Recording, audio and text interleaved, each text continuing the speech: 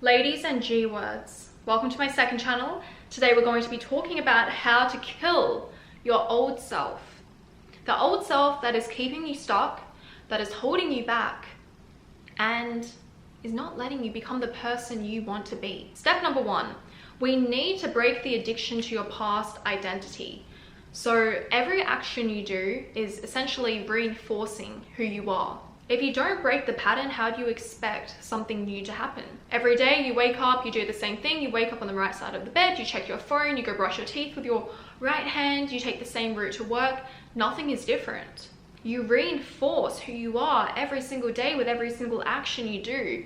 So if you want to become someone new, you need to break these patterns. And you need to start with figuring out who is it you want to become and what are the actions I need to take to get there. And then what are the actions I need to stop doing?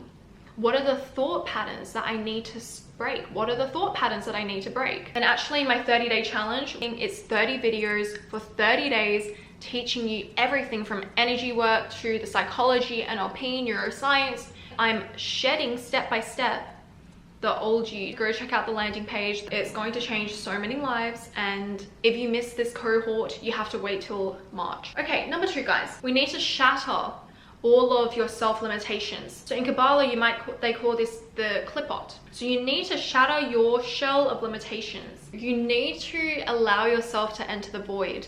The void state is where all creation is born. It is the state where your old self has not completely dissolved and your new self is not really here yet. Your new life is not here yet. So you're in this limbo period where you don't know what to do and your old life is falling apart. This is usually the state where people think, Simone, everything is going wrong. What do I do? You need to embrace the unknown. I was in this void state 3 months ago, and my void state was actually, I think it was over a year long. And I could have cut that void state short and leaped out of it, which I did in about 3 days off at one point, because I could not embrace the void state. I was so attached to my old identity and I was not ready to let it go. And every time my old life was crumbling, I would do everything I could to try and fix it. And then I said, I'm going to embrace the unknown. I'm going to give myself 3 months. And then I said, I'm going to create from the unknown. I'm going to fully embrace it. And then, because it's law, everything started to come together. When you're in the void, there are infinite possibilities that you can choose from, which is why it's so important to meditate, to get into the right energetic state during this time. Because when nothing is happening, the old life is just shedding, you can create now. And we create by getting into that state, holding that state, and knowing exactly what we want, and then taking the necessary action from that, which is divine. Meditation is what helps us do that. So does my challenge. In Kabbalah, we talk about tikkuns. Tikkuns are soul corrections that we need to undergo in order to elevate. Other forms of spirituality would just call it a karmic pattern.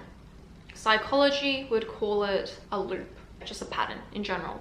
You have to identify it and break it. And how do we do that? Look at the things in your life that is repeating. There is a tikkun there. Maybe you hate men. You have a tikkun with men. Maybe you feel like you can't make money. There is a tikkun with money. It is waiting for you to break it, to choose yourself and say, I am good enough to make more. I'm safe to receive, and it's waiting for you to heal your relationship with men. Once you're able to transform these tikkuns, you will see how everything comes together as well. I would also start to disidentify from my thoughts. Eckhart Tolle's book is brilliant for this, The Power of Now. We are a soul. This is something I want to sink into you. You're a soul, you are not your body. I am Simone, right? Simone, I have been given this avatar, but my body is not who I am, it is my soul. When my physical body dies, my soul is still out there. My soul can go into another body and that's still Simone. Your thoughts, sometimes also not yours, your thoughts can come from other people because we're all connected. And we have so many thoughts every single day that when you start to meditate, you can listen to these thoughts and just allow it to pass you by. The greatest form of meditation is the one where you're just sitting there and you don't have a quiet mind, but you see your thoughts, you hear it, you acknowledge it, you let it pass you by. but you don't identify with it. When I went on a meditation retreat last year in Bali, boy, my ego was so loud. My thoughts were so loud. And because it was so quiet, it was a silent meditation retreat, I had thoughts that I had never heard before. I literally saw a person reading a book, and you know what I thought? I saw them reading a book and I was like, what a freak. Every time I tell people this, they laugh. And I laugh too, because I've never seen someone reading a book and thought like, what a freak.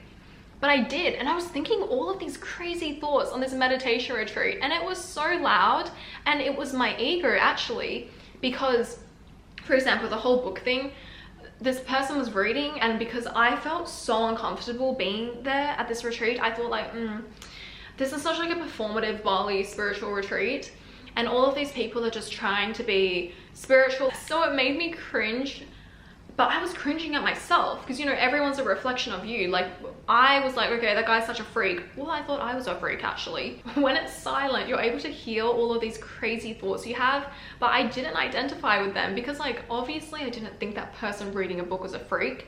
And it was largely like an ego reaction to protect myself and protect my identity, because at a subconscious level, I thought, okay, this freak is here in this meditation retreat. I guess I'm a freak as well with all these other freaks. I don't think you're a freak if you read a book. I mean, I read a lot of books. This is besides the point, guys. And yeah, it's in those moments of quiet, everything boils to the surface. I remember being so surprised at everything that was coming up for me, just in silence. Things that were like haunting me, that I would have never known were haunting me, came up. Meditate. Next, you need to get so clear on what you want, and you need to really believe it, because when you believe and you have certainty, you're actually collapsing timelines. And if we want to take it a step further, when you can hold that energetic state and just tell yourself, okay, my 3D will eventually conform. I'm just in the old movie right now. It's going to happen. And you're able to hold the state. And by holding the state, you're actually breaking the loop, right? Because your old frequency will want to pull you back, especially when you get a trigger. You're able to hold that, miracles will start to happen for you. And I will teach this in my 30-day challenge. A very practical step that has helped me a lot is stop listening to the music your old self would listen to. For example, when I was depressed, I would listen to rap and like ego music because it would make me feel good. Now I'm on such a different level, I don't listen to that anymore. Like very rarely, because it doesn't resonate. It doesn't feel good. And when I really was in this void state, I wanted to create a completely different me.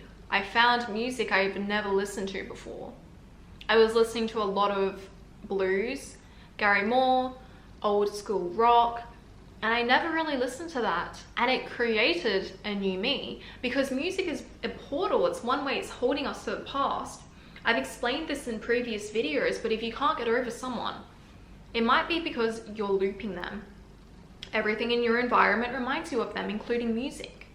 Whenever you listen to this song that you've listened to for 5 years, you remember every single emotional state you have been through. So try to find new music, even if it's for 3 months. Create the new you, and then as a treat, you can listen to your old music. Like, that's what I do. Lastly, guys, I want you to create a symbolic death ritual. So what I like to do is I write the old me on a piece of paper. You might even write a letter to yourself, and you can burn it. Where you can throw away objects that you don't need, clutter, anything, just get rid of it. We try to not hold attachment to objects or material items because it's not who you are. So throw it away. Release attachment. The new you is coming, the old you must fall apart. And on this 30-day journey, which I would love to have you on, I'm going to help you do that. It's going to be so transformational that I can almost guarantee if you watch all the videos and you do everything I'm teaching you, not only are you going to walk away as a new you, but you're going to walk away with so much skills and knowledge that I could not possibly give you through my videos. So I would love to see you on the challenge, and I will see you next video, guys. Ich liebe dich. Tschüss.